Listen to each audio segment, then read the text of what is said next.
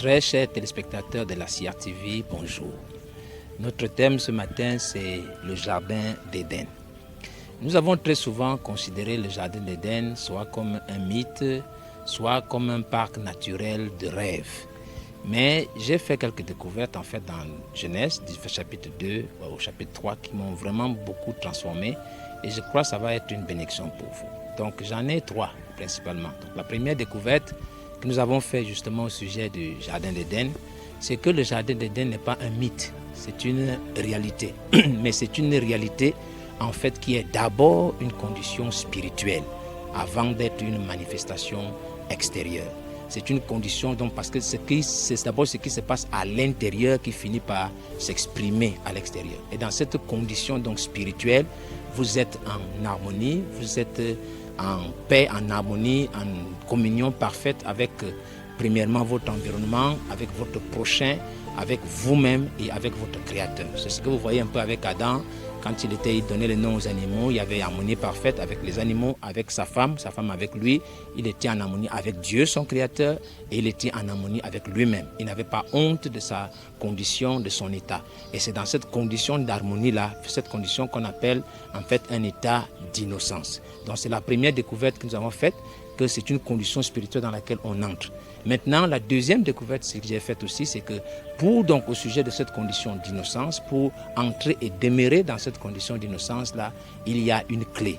Il y a une seule chose qu'il faut faire, que j'ai appelée ici la clé de l'obéissance. Et c'est ce que vous voyez quand Dieu dit dans Genèse chapitre 2 à Adam, que tu ne dois pas manger le fruit de l'arbre de la connaissance du bien et du mal qui se trouve au milieu du jardin.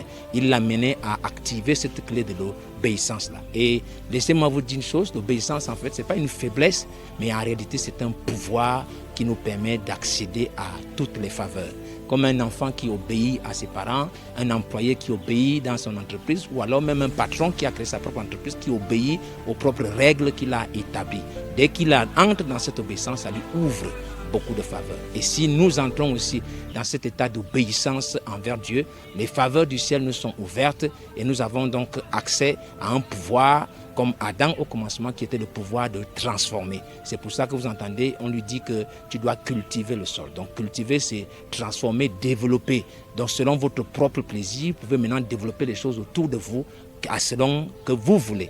Mais si vous n'entrez pas et n'activez pas cette clé, alors cette clé d'obéissance, parce que si vous désobéissez à Dieu, vous allez perdre cette innocence-là. Et au lieu d'avoir un pouvoir de transformer, ça devient un pouvoir qui est même pour moi un poison, qui est le poison de la critique. Comme vous allez le voir aussi dans à partir du chapitre 3.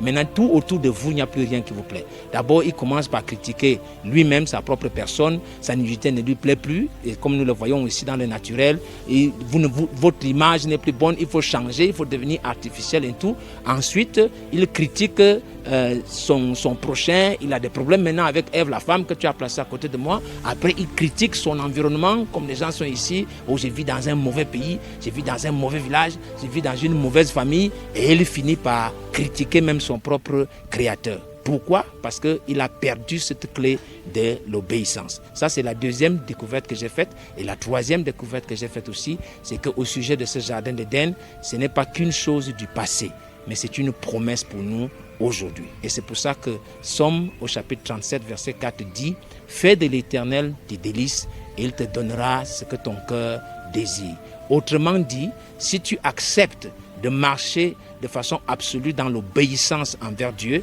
alors progressivement tu retourneras aussi dans cet état d'innocence où les faveurs divines te seront ouvertes et où le pouvoir de transformer ton environnement va t'être donné, que ce soit dans ta famille, que ce soit dans ton travail ou dans tous les domaines dans lesquels tu peux arriver à exercer. J'espère que nous avons compris cela, que nous pouvons le retenir. Cette chose nous est ouverte aujourd'hui et je crois qu'en écoutant cela et en mettant cela en pratique, la grâce de Dieu nous accompagnera.